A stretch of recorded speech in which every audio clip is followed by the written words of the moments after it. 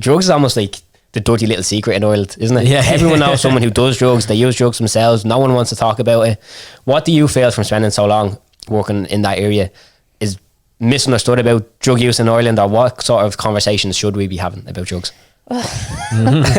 It's hard to know, right? We just need all the middle class people to actually admit their drug use. Really, is what we need to happen. We need to stick a camera on you and send you in the doll in the challenge. I was seeing Gordon It's Ramsay just went like- around these restaurants looking for cocaine in these restaurants. You know, it's the drug conversation has moved on massively, right? 10, 20 years ago, and I'd be talking about the likes of drug decriminalisation and stuff, or the legalisation of marijuana, or any of these types of things. It caused a lot more outrage than it does now, right? So the thinking has moved. The policy is still lagging behind. The biggest problem in Ireland for introducing drug decrim, which is obviously what I have focused on for all these years, everyone is saying it needs to happen. The evidence from it around the world is like prohibition has never, ever, ever worked. Ever. So why would we keep having prohibition, right?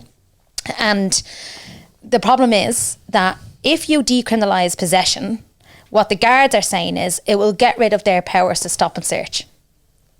And what? Yeah, what does that Why mean? do you want to stop and search if the person is not committing a crime? Yeah. And drugs are decriminalised. Obviously, you can still stop and search someone if you suspect them of A sale weapon and or supply. whatever, yeah. You know, because the substance is still illegal. You're actually only decriminalising the Right. individual for possession, and it would be set at an amount that's considered personal use, depending on whatever the drug is. Would have to have whatever amount set with it.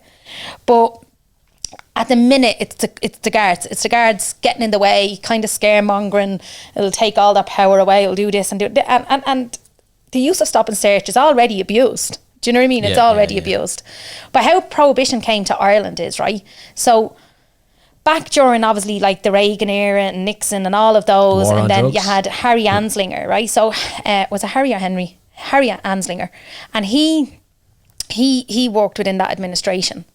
And his whole thing was like, you know, oh, in America, like, you know, the white man will, you know, get stoned on marijuana and he'll be fornicating with the black jazz singer, right? And it's like, so actually drug laws were born from racism. Right? It was born from racism and from their class and beyond, right? In America, it was all born from racism. And then he and Anslinger, he went to the UN then, and he began to fight for that. There would have to be a treaty signed around the world from different places that we would outlaw drugs everywhere. So it actually is an American endeavour. It was an endeavour based on trying to control racial stuff in general. It was all born from there. So it's a racist and classist piece of legislation. You know what I mean? And we just stood over that. So I went back to like the 70s in Ireland when it was debated, and there was people standing up going, "Oh, sure, we wouldn't arrest a man now for having a bit of whiskey on him. Why would we arrest somebody for drug?" It wasn't even an issue. It wasn't even an issue.